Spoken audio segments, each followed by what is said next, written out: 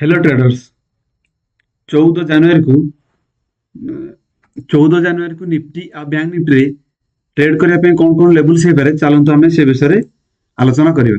चलतु प्रथम देखा निफ्टी निफ्टी डेली कैंडल को देखा ताहले कंप्लीटली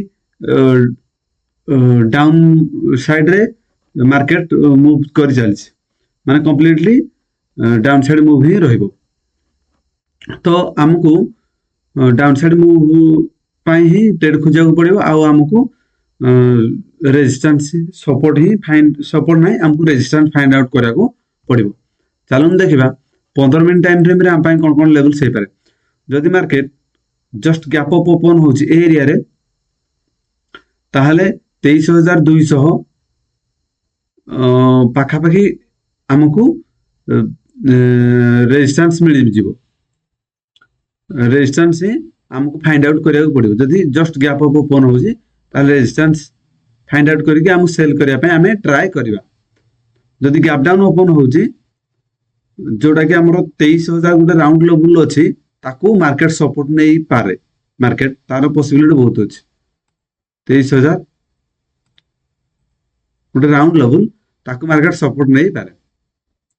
जदि फ्लैट ओपन हो जस्ट गैप अप ओपन हो ताहले आज जो क्लोज देछि आ 23,200 यार भीतर मार्केट ए रेंज भीतर मार्केट रही पारे। चलन देखा बैंक निफ्टी डेली कैंडल को देखा ताहले ये बैंक निफ्टी भी कंप्लीटली डाउन मूव रे ही अछि डाउन साइड मूव रे ही अछि।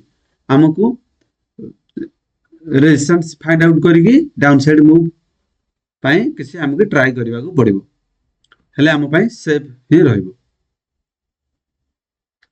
आमर जो गोटे चलन देखा 15 मिनट टाइम फ्रेम रे हम पाई कौन कौन लेवल्स हो पारे।